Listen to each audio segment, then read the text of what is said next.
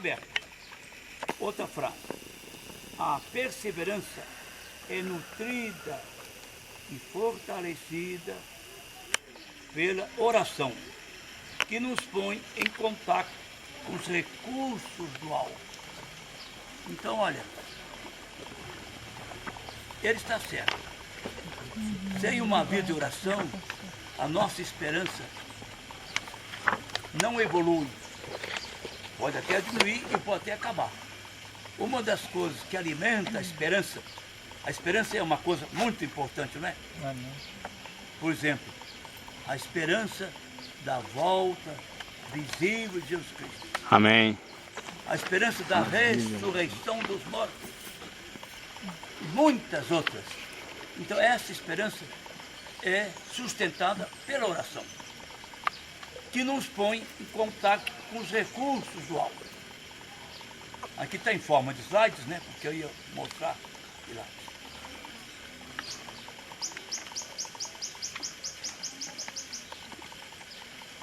A terceira frase. A verdadeira oração nos coloca em uma posição em que Deus nos abençoa e se aproxima de nós. A oração dá possibilidades sem limites a todos os discípulos de Deus. Vocês acreditam nisso? A oração nos abre um vasto horizonte e põe em nossas mãos possibilidades muito grandes. Vamos orar, entrar em contato com o Mestre e aproveitar as riquezas de sua força e graça para sermos revestidos e preenchidos por elas. Quero fazer um ligeiro intervalo. Vocês devem ter lido no livro o seguinte: pela leitura da Bíblia, Deus fala conosco. Pela oração, nós falamos com Deus. Então, estas coisas geram verdadeira comunhão com Deus. Primeiro ele fala, é mais educado. Né? Depois nós falamos. Então, marido e mulher que não se falam, comem a mesma mesa, moram na mesma casa e dormem na mesma cama, mas um não fala com o outro, não há comunhão, não é? Então, é para nós termos comunhão com Deus. Isso é possível. Não se esqueça do Natal. O nome dele é Deus conosco, Jesus. Outra frase. Por toda a Bíblia temos a prova de que Deus ouve e responde à oração de seus filhos. Olha, e não somente ouve, mas espera que nós nos aproximemos dele para dirigir-lhe toda a sorte de orações e súplicas, segundo as nossas necessidades.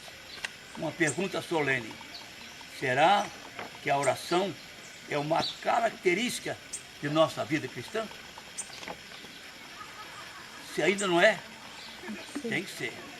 E é possível? Sim. Caminharmos até esse ponto? Bem, eu não vou ler todas, porque vocês têm acesso a isso, então, mas uma das outras.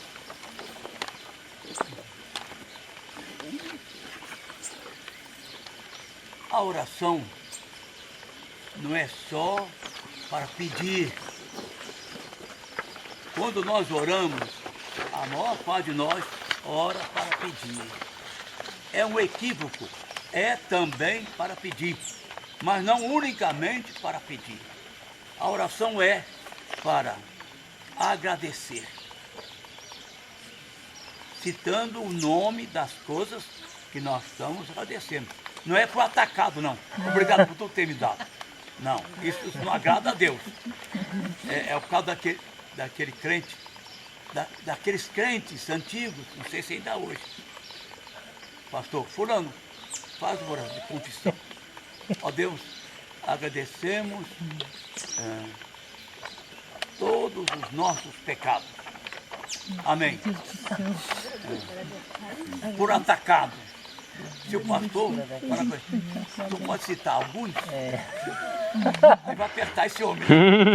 Então, Se abraça. na gratidão, não podemos ser teóricos. Digamos, agora há pouco agradecemos a viagem de ônibus, não foi?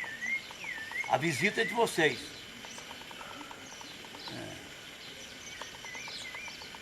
Agradecer o perdão de pecados. Olha, agradecer o Verbo se fez carne e habitou conosco. Agradecer o sacrifício vicário. Agradecer porque ele não tomou, porque ele tomou o táxi. Oh, que irreverência. Tomou o cálice. São parecidas, né? Não espalhe isso não, viu, por favor. Tá bom. Ele tomou o cálice. Gravado já. Tá bom.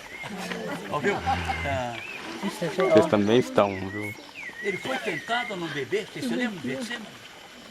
Então, agradecer porque eu, ou minha família antes de mim, ou meus avós antes de nós, se converteram. São poucos os que se convertem. É um privilégio. Então, agradecer mesmo. Eu acho que devíamos gastar o mesmo tempo que gastamos para pedir, para agradecer. No mínimo, o mesmo tempo. Essa frase aqui encoraja o agradecimento. A gratidão dissolve a névoa de descontentamento, paralisa os temores e neutraliza a dúvida. Ela é uma dessas flores que sabem crescer entre pedras e perto de geleiras. Ser agradecido é discernir a realidade, é abrir os olhos para o que se possui. Ela nos faz descobrir e apreciar as coisas com as quais estamos habituados. A gente está tão habituado que não se lembra de agradecer.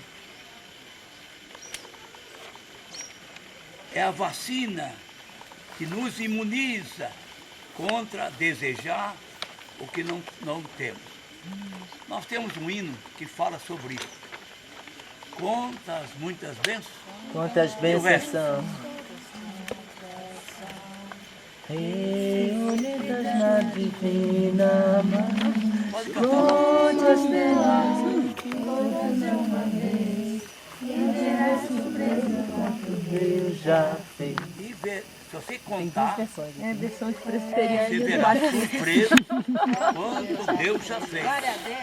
A gratidão, a gratidão faz bem à saúde. Que aí você fixa o seu pensamento naquilo que já recebeu, não naquilo que quer receber. Sim. Vou pular algumas agora. De Eugênio Peterson. Acharam aí?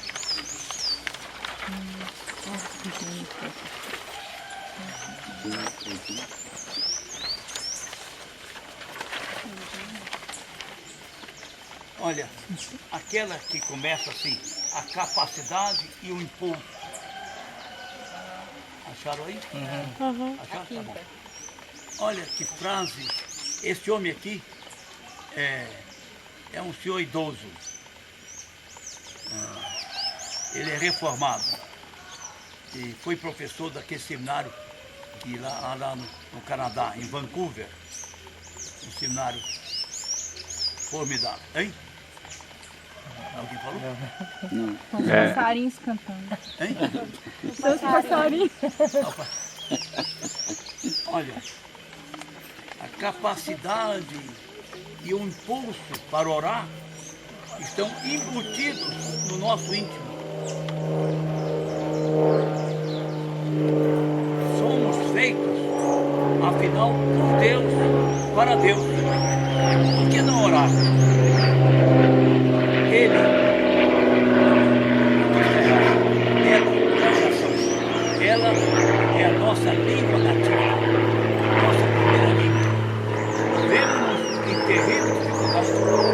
chamamos a Deus por ajuda. Descobrimos-nos imensamente abençoados e damos graças a Deus. Olha essa última frase. Socorro e obrigado são nossas orações básicas, monossilábicas e simples. Resumindo, socorro, outra, obrigado. Fazemos uma ou outra, ou uma e outra.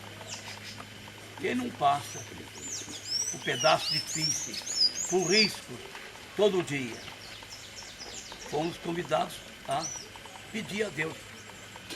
Agora, já que dissemos socorro, temos que dizer obrigado, tá bom? A segunda, a terceira, a oração tem a ver. Acharam? A oração tem a ver primeiramente com Deus, não conosco. Ela nos inclui, certamente, em tudo a nosso respeito, até o último detalhe. Mas Deus vem primeiro. Aqui tem um assunto muito sério e atual. Você lembra a oração modelo, Pai Nosso? Fale o primeiro parágrafo.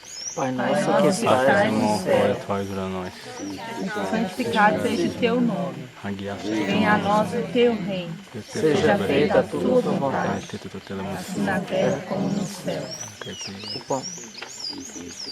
Nessa oração modelo, você começa pedindo para si ou para Deus. Oração modelo. A maior parte das nossas orações são interesseiras. Diz respeito a nós. São egocêntricas. Mesmo que sejam justas.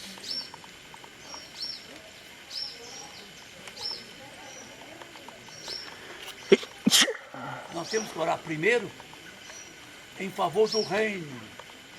Eu estarei orando a favor do reino quando peço, ó Deus, aviva a 8ª igreja. Amém. Aviva a IP de Viçosa. Manda estudantes para o SEM. Não são orações interesseiras, são visando, abençoa o pastor Miguel. Não, o que foi para a Índia. O pastor Manuel, que está viajando para a Índia. Isso não são orações interesseiras, são algumas denominações neopentecostais estimulam o contrário.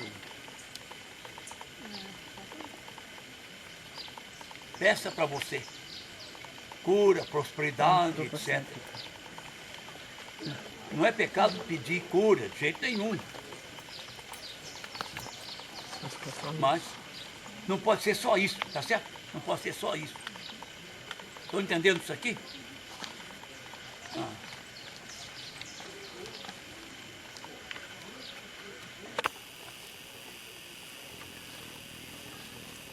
A última frase, Crisóstomo. Nada se compara em valor à oração. Ela torna possível o que é impossível, fácil o que é difícil. É impossível que caia em pecado o homem que ora.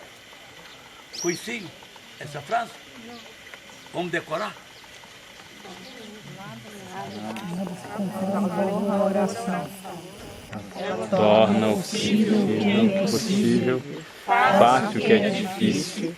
É impossível que caia em pecado o homem que ora. Vamos guardar pelo menos o que está no meio. A oração torna possível o que é impossível. Torna fácil o que é difícil. Sem ler, fale com ele.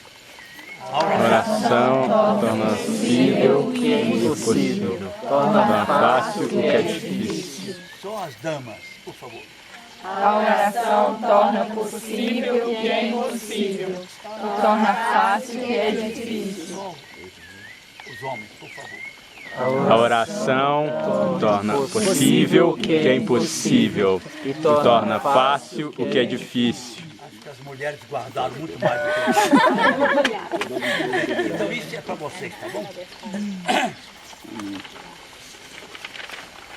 Uma das práticas devocionais que eu mais gosto, eu pessoalmente, é a prática do desabafo. Ah, essa que eu queria perguntar. Estão por dentro? Essa que eu queria perguntar. Eu tenho um entusiasmo enorme Calma, deixa eu falar. por esta prática.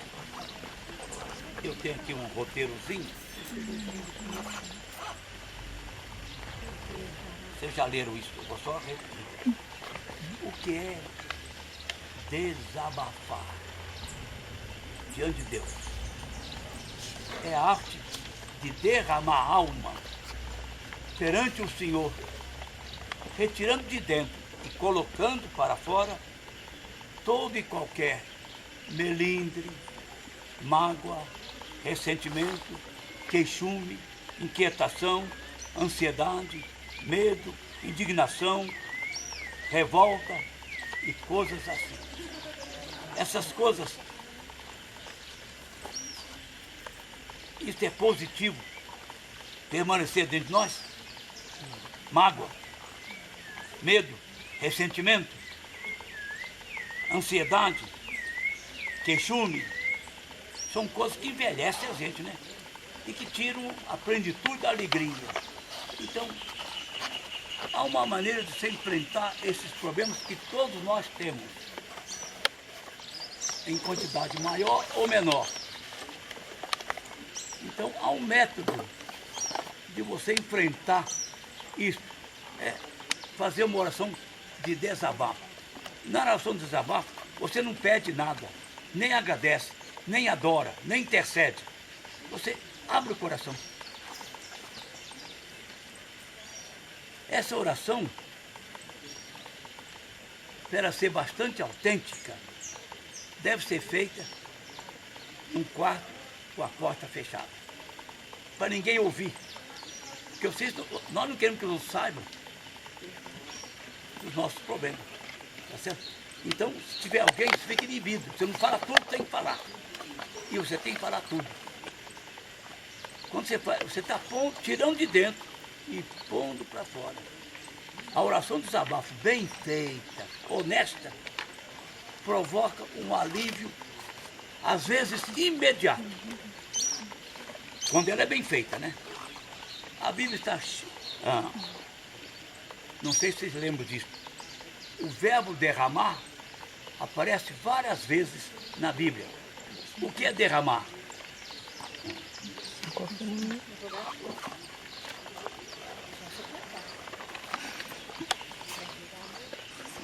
O copo tá com ela. Tá passeando. Então, olha, dá o que pra mim? Ela tem ali, ó. Só um pouquinho. Tá bom, só isso. Não, a minha também, né? Mas é porque acho que precisa mais. Você sabe, é só entrar na mente de vocês. Não só a palavra, mas uma ilustração. O que é, aqui tem, por exemplo, um quarto de água. O que é derramar? É virar de cabeça para baixo. Ó. Tem água agora? Não. Ela foi derramada, tá certo? É isso que é desabar. Esse verbo derramar não sou eu que estou inventando. Várias passagens. A passagem mais conhecida é quando Ana, esposa de Elcana, casada, estéril, doida para ser mãe e nunca engravidava. O marido era bígamo, ele gostava mais de Ana. A outra era Penina, ele não gostava dela, mas era também casado com ela. A diferença é que Ana era estéril e a outra era fértil. Mas a outra morria de ciúme, porque o marido gostava mais da outra. Então, uma mulher ciumenta é perigosa, né? Então ela provocava a Ana todo dia. Está lá escrito na Bíblia. Ah, eu gostava mais Que da adianta Ana. ele gostar mais? Eu gostava mais da Ana, né? Até hoje, se eu não dou nenhum filho para ele, eu já dei tantos. E saía vitoriosa. E Ana ficava humilhada com aquilo. E triste. Além disso, naquela época, não ter filho, no conceito popular, faltou a bênção de Deus. Então Ana sofria todo dia. E nós, maridos, somos muito simplórios às vezes. E nos valorizamos muito. Se vocês não quiserem confessar, eu estou confessando em nome de vocês, tá certo? Nós simplificamos muito. Então o marido de Ana falava assim: o que adianta? Não faz mal você não ter filho. Você tem o meu amor, querido. Uau. Ela ficava muito satisfeita com o amor dele, mas queria filho também. Viu? Isso ele não conseguia compreender. Viu? Ana, a gente usa esse verbo, Ana ia estourar dos nervos, né? Ficar doida. Era ano após ano. Um dia a família inteira foi a uma festa religiosa. E depois da cerimônia, Ana ficou no templo, sozinha. É hoje. É hoje que eu vou derramar diante de Deus esse meu problema. É hoje que eu vou brigar com Deus, né? Então, ela ficou num canto lá,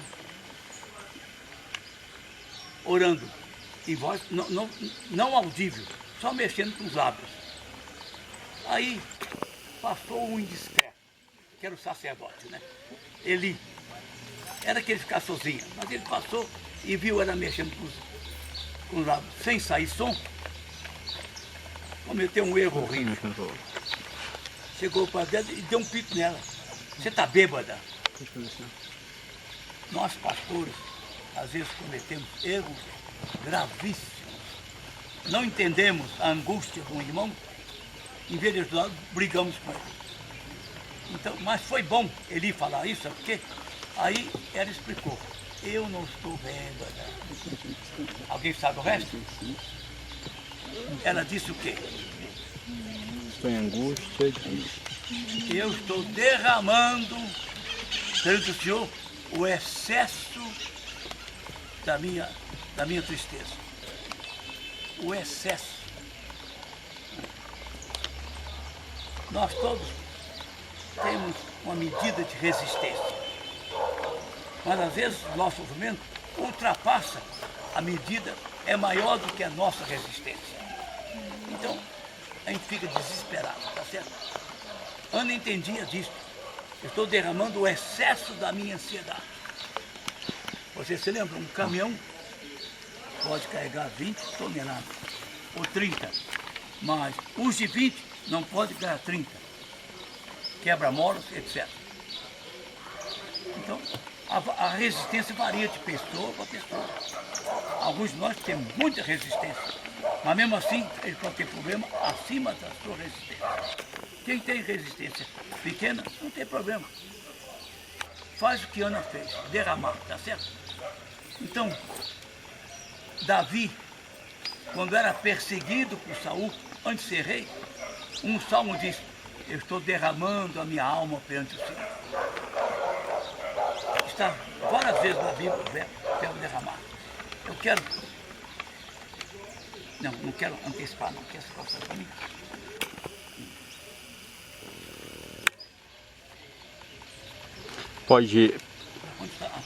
Pode perguntar para o senhor ou espera mais um pouquinho? Pode fazer uma pergunta ou espera? Pode. Tá. Interrompa a hora que vocês quiserem, tá bom? Eu estou falando porque ela não vou falar. Tá. Porque é o seguinte. Tá. Eu vou usar minha voz de locutor, então.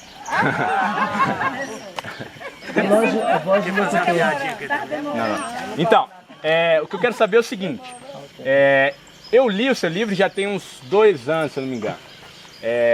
Eu faço parte de uma outra turma de vocacionados que veio para cá. Aí, a primeira vez que eu vi falando sobre desabafo como prática devocional foi no livro do Senhor.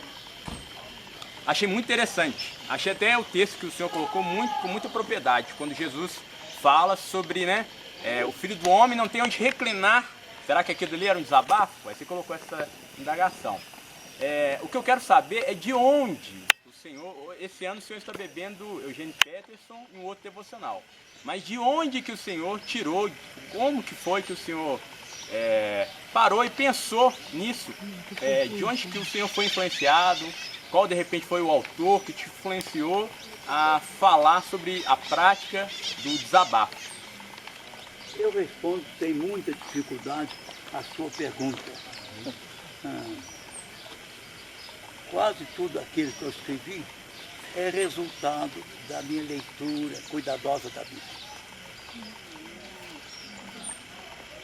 Por exemplo, tem refeições diárias com sabor dos Salmos.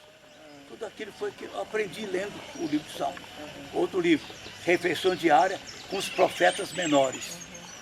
Resultado da minha leitura. Para devocionais, idem, encontrei isso na Bíblia. Agora, não quer dizer que, digamos, a ideia, o embalo saiu da Bíblia. Agora depois vem um preparo, tá certo? Consulta, pesquisa, tá bom? Mais 2 devocionários. Refeições diárias com Jesus. Eu li os 4 evangelhos. E do ano passado foi no Partir do Pão, no livro de Atos. Agora estou preparando refeições diárias com os autores das cartas gerais. Tiago ajuda. Está na metade do livro. São leituras, tá bom? Se der tempo, quero levar vocês à minha casa, é do outro lado. Vocês conhecerem meu escritório. Então, eu gasto muito tempo. Aproveito para abordar a prática da leitura da Bíblia, tá certo? Saio ligeiramente do desabafo. Eu gasto um tempão. É claro que vocês não podem gastar o tempo que eu gasto. Mas há algum tempo vocês têm que gastar regularmente. E não pode ser na hora de dormir, morrendo de sono. Quando eu era seminarista, eu li um folheto intitulado, um folheto, o autor é um britânico, A Arte e o Dever de Levantar Cedo. Eu aprendi a lição. Então, você acordar mais cedo é a melhor hora.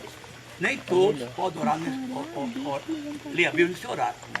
Eu não estou sendo dogmático. Mas se puder, é a melhor hora. Porque a mente ainda não sofreu, não ouviu buzina, não ouviu nome feio. Ouviu? Você saiu da cama, então gasta um tempinho, vale a pena acordar um pouquinho mais cedo. Então, há anos e anos que eu faço isso. É a minha primeira coisa. Às vezes, antes do café, às vezes logo depois do café. Bem, eu gasto muito tempo que eu consulto outras versões da Bíblia. Olá. Quero apresentar a vocês, por favor. Esse é Oséias Eckert. Ele é da Igreja Presbiteriana de Vila Mariana, de São Paulo.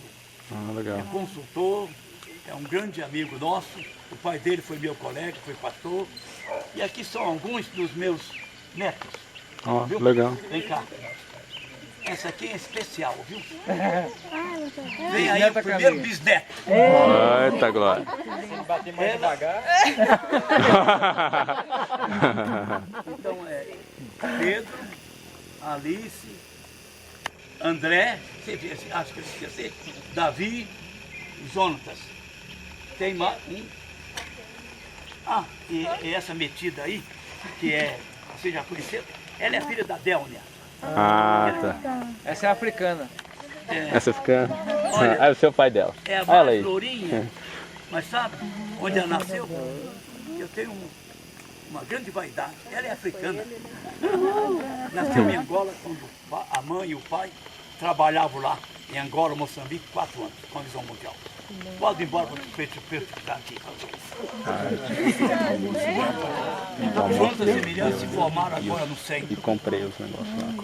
São candidatos da Intercept. Eu não sei.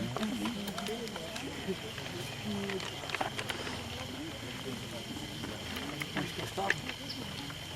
Assessor de leitura da Bíblia, né? Se você quiser contar também uma historiazinha da África também, que eu já li em algum livro do senhor, se quiser contar também, é muito bom. A Délnia é nutricionista, o Emanuel, o marido dela, é agrônomo. Trabalharam 2 anos em Moçambique e 2 anos em Angola, na época da Revolução. Tempo bem difícil, tá bom? Bem, respondi a sua pergunta? Respondeu. Deixa eu ler para vocês.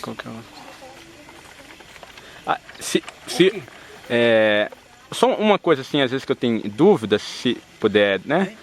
Relacionado com. Acredito que possa estar relacionado com desabafo. A questão da meditação. Porque você para e pensa, né, naquilo que você sofreu. A meditação, você para e pensa sobre as escrituras. Eu acho que está mais ligado à prática da leitura da Bíblia. Então, vamos colocar outra vez. É preciso ler, meditar, apropriar-se, né?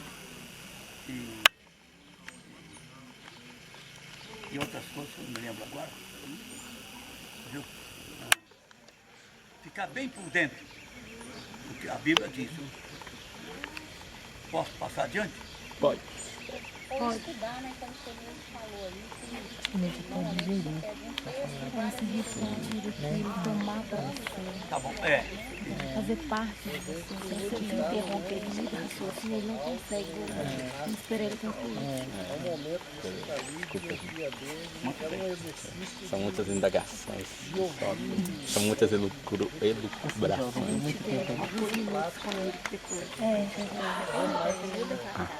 então, está quase sendo uma bagunça, né? Vou colocar aqui, viu? Vários assuntos ao mesmo tempo. Deixa eu aproveitar, Existe a leitura cultural da Bíblia. Você lê para ter conhecimento. O cientista lê a Bíblia, o filósofo lê a Bíblia. Essa é uma leitura cultural. Existe a leitura homilética. É o pastor que no sábado corre atrás da Bíblia, não para encher, para preparar o sermão. É leitura homilética. Homilética é para o sermão. A leitura homilética, a leitura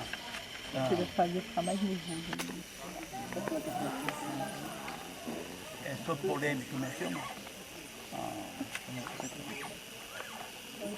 Você lê para defender a Bíblia. Apologética. Apologética.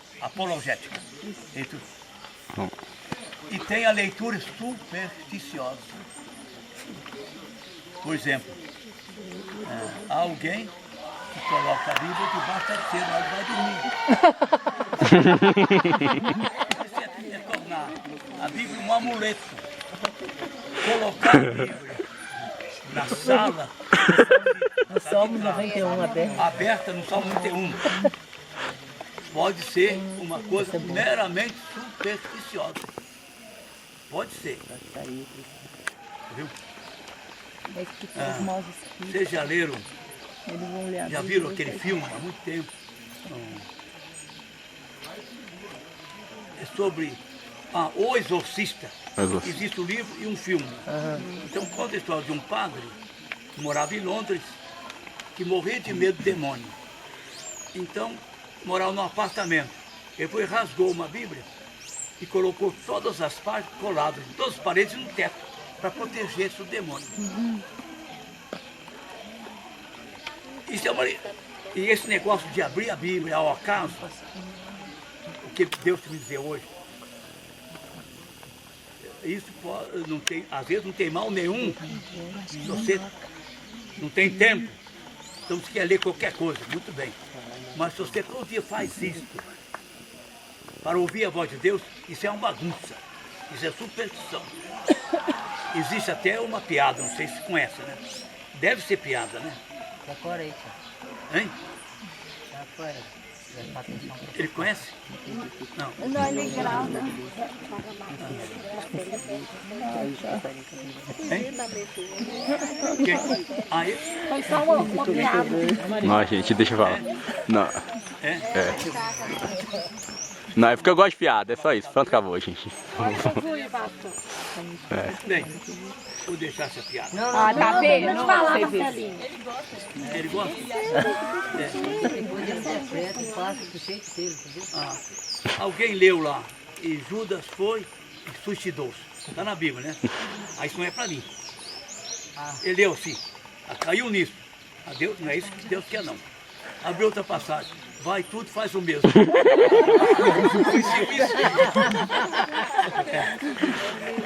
Deve ser piada, mas às vezes é verdade. Perigoso, muito perigoso. Agora, sobre o verbo derramar, por favor. Salmo 62:8.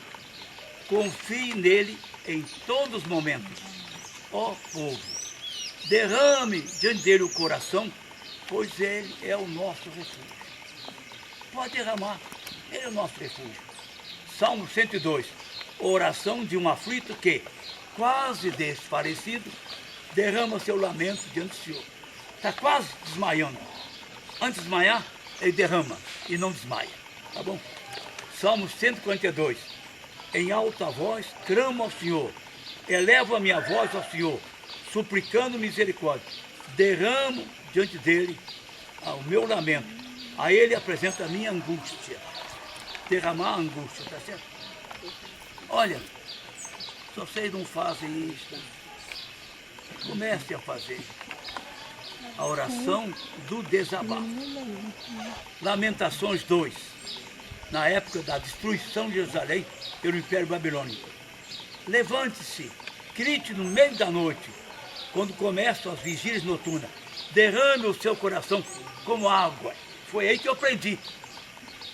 Derrame como água na presença do Senhor. Tá bom? Derrame como água. Eu não vou ler. Você relê.